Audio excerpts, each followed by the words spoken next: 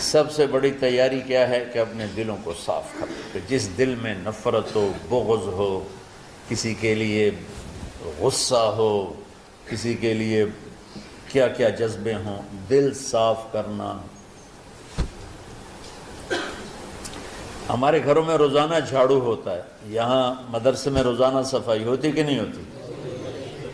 کیونکہ دنیا کی اصل گندگی ہے تو جھاڑو ہاتھ سے نہیں چھوٹ سکتا۔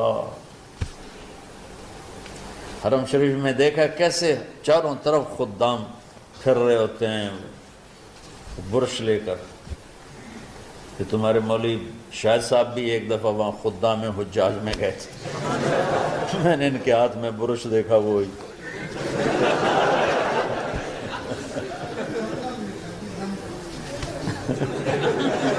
وہ حرم ہی ہے۔ کون سا سن تھا؟ 97۔ تو دل پہ غبار ایسے آتا ہے جیسے صحن میں غبار آتا ہے، دل پہ گندگی ایسے آتی ہے جیسے صحن میں آتی ہے۔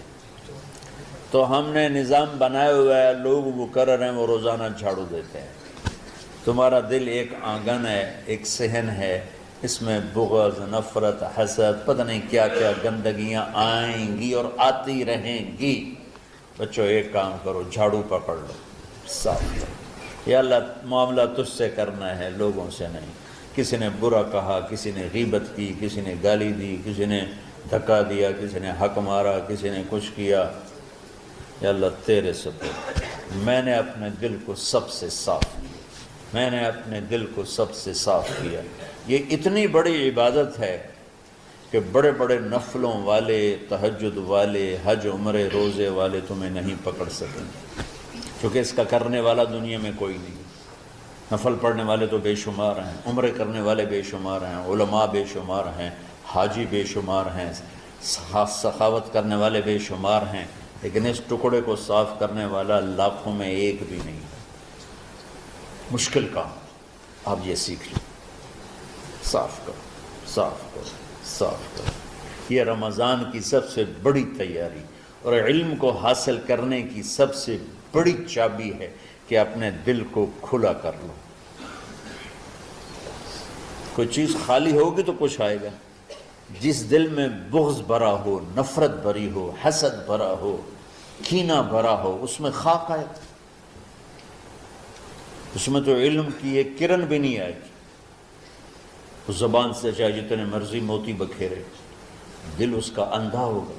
لا تعمل الابصار ولكن تعمل القلوب التي في الصدور۔ یہ آنکھوں سے اندھے نہیں، دل سے اندھے ہیں۔ تو بچوں اپنے دل کو صاف کرنا سیکھو۔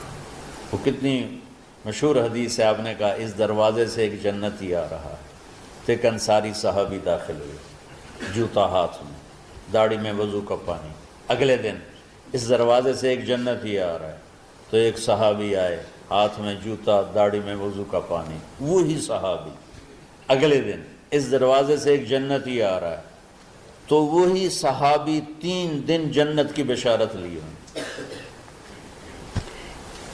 اس صحابہ کی جماعت میں ایک شخص ہیں جن کا نام ہے عبداللہ بن عمرو بن عاص۔ ان سے بڑا عبادت گزار صحابہ میں کوئی نہیں تھا، نہ سابقین میں، نہ متاخرین میں، نہ پہلوں میں، نہ بعد والوں میں۔ ان کی عبادت کیا تھی؟ ساری رات جاگنا، سارے دن کا روزہ، اور ایک ختم قرآن صبح سے شام۔ اتنی اللہ نے طاقت دی تھی۔ پھر وہی غلوب والی بات آ گئی، ایکسٹریم ہونے والی بات آ گئی۔ ان کی شادی والی رات حجلہ عروسی میں داخل ہو رہے ہیں، دلہن کے کمرے میں داخل ہو رہے ہیں، اور مصلی بچھا کے اللہ اکبر، اور دیر نفل تے نفل، دیر نفل تے نفل۔ تو ان کی بیگم نے دیکھا تو وہ بھی خیر کا زمانہ تھا، انہوں نے بھی وضو کیا اور پیچھے مصلی بچھا کے وہ بھی فجر تک نفل پڑھتے رہے۔ صبح ہوئی تو حضرت عمرو بن عاص رضی اللہ عنہ نے پوچھا، بیٹی رات کیسی گزری؟ کہا جی ماشاءاللہ آپ کے بیٹے تو بڑے عبادت گزار ہیں، ساری رات نفلوں میں ہی گزری۔ تو وہ ان کو شکایت کر دی۔ حضرت عمر بن عاص کو اتنا غصہ چڑھا، وہ بیٹے کو تو کچھ نہیں کہا، کتنی حکمت کی بات ہے، سیدھے گئے اللہ کے نبی کے پاس، یا رسول اللہ یہ عبداللہ دیکھیں کیسا نادان ہے، اس کی شادی کی ساری رات نفل پڑھتا رہا۔ تو آپ کہتے ہیں ماشاءاللہ ماشاءاللہ کتنی بڑی بات ہے، نفلوں میں گزر گئی، رات بھی نفلوں میں گزر گئی۔ جیسے بعض وہ تبلیغ والے کہتے ہیں بچے کی ٹانگ ٹوٹ گئی پھر بھی گشت نہیں چھوڑا۔ کیسے احمقانہ باتیں کرتے ہیں۔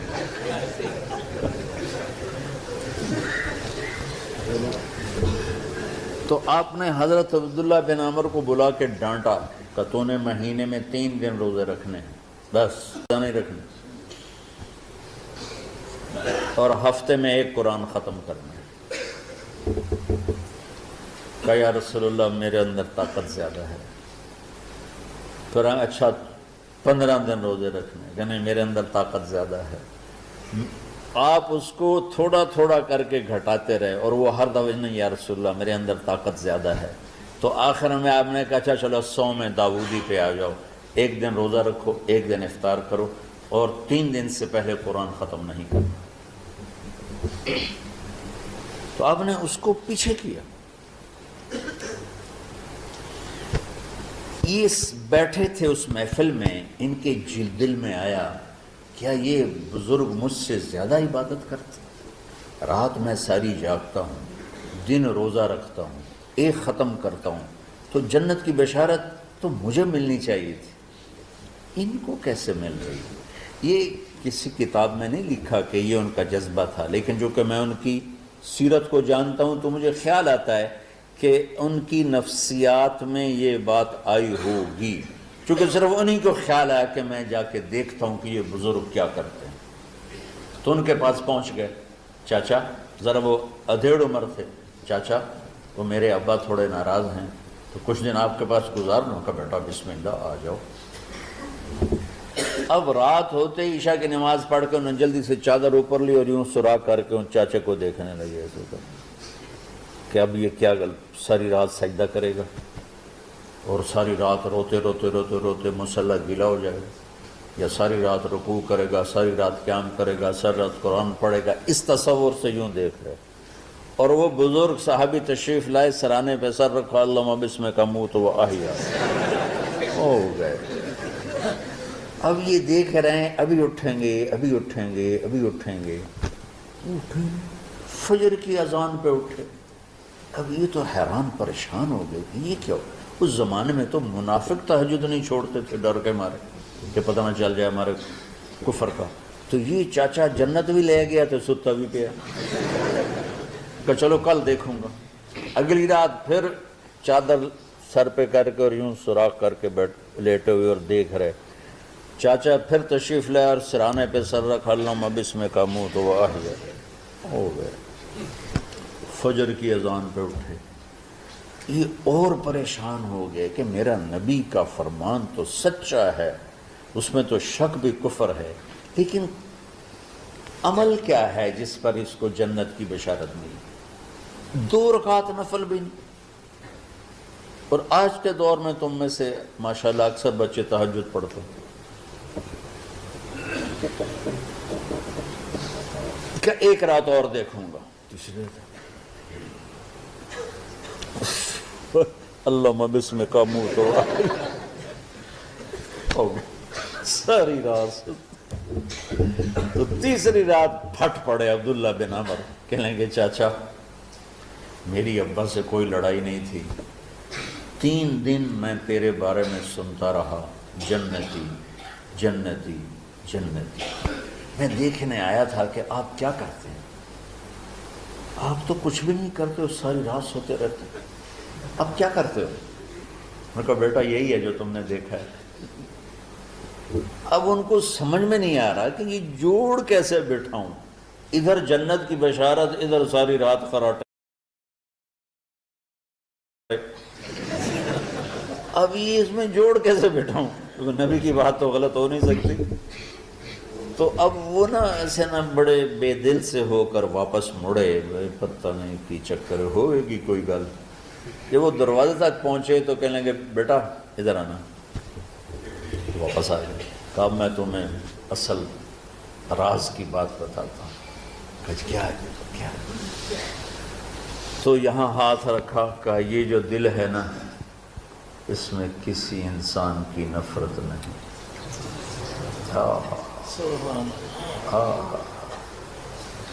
اور جب اللہ کسی کو رزق دیتا ہے، عزت دیتا ہے، مجھے کبھی حسد نہیں ہوا، مجھے خوشی ہوتی۔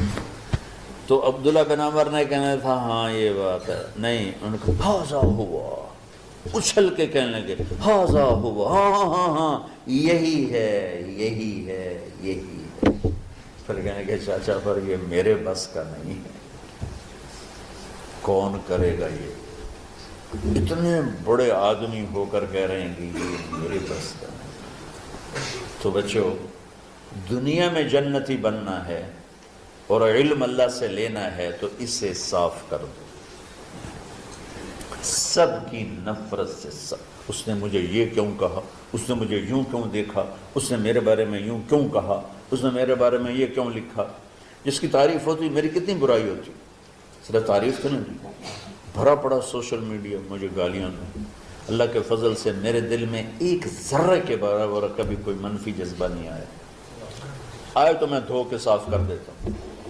یا اللہ میں نے اپنے دل کو صاف کیا، میرا معاملہ تیرے ساتھ ہے، کسی کے ساتھ نہیں۔ یہ یاد، رمضان کی سب سے بڑی تیاری، علم کے حاصل کرنے کا سب سے بڑا ہتھیار آپ کو بات، یہ نہیں کہ تمہیں کتابیں یاد ہو جائیں، تمہیں اشعار یاد ہو جائیں، میں کتابوں کا حافظ تھا جب میں پڑھتا تھا، اور دیوانوں کا حافظ تھا اشعار کا، تو کچھ بھی نہیں یاد رہا، چونکہ وہ پڑھائی والے راستے پر چلا نا، اللہ نے تبلیغ میں چلایا، پھر بیماریاں آ گئیں، مصروفیتیں آ گئیں، تو وہ مطالعہ ہی ختم ہو کے رہ گیا۔